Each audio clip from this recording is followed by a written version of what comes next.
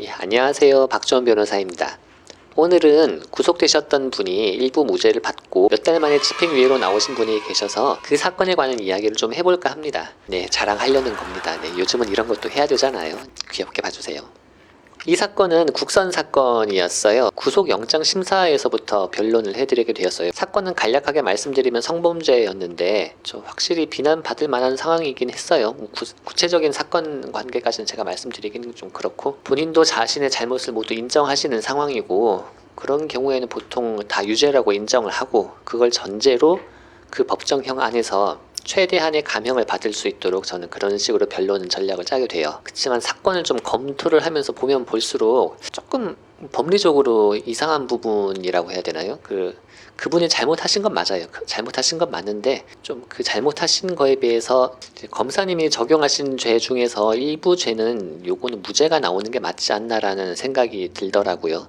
피고인분은 제가 봤을 때는 모든 걸 현재 포기하고 계셨어요. 그렇지만 그렇게 인정하고 넘어가려고 하기엔 변호사로서의 아쉬움? 그런 게 남을 것 같아서 한번 따져볼 수 있는 건 따져보는 게 좋겠다라고 생각을 했고, 그래서 첫 공판기일 때 재판장님께 시간을 좀 주십사 말씀을 드렸더니 허락을 해주셨습니다. 검사님이 기소한 죄목은 크게 두 개인데, 하나는 장애인 준강간죄, 이게 커요 사실. 그리고 나머지 다른 법률 위반이 있었는데, 이 죄가 유죄가 되면 최소 징역 7년부터 시작하거든요, 법정형이. 그래서 검사님도 징역을 10년 나중에 구형을 하셨던 사건이고, 근데 잘못을 한 건 맞는데 이게 다른 죄와의 형평성이라고 해야 되나요? 물론 법리적으로 이러한 사실관계에서 이 법을 적용해서 처벌을 하는 게 맞는가라는 생각이 드는 부분이 있어요.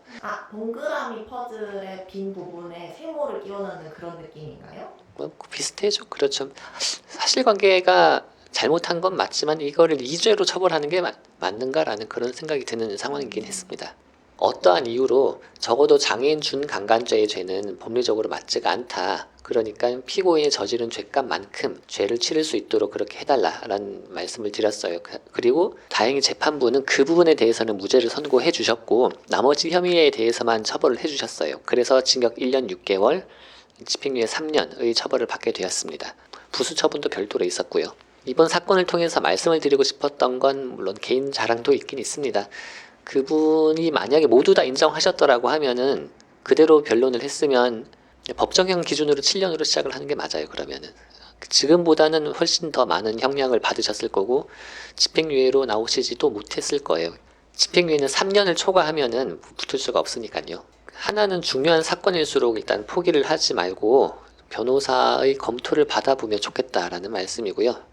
그리고 또 잘못하는 사실이 있으면은 이 피고인이 하셨던 것처럼 근데 적극적으로 인정하고 반성하시는 게 형량에는 더 도움이 될 수도 있다는 생각입니다.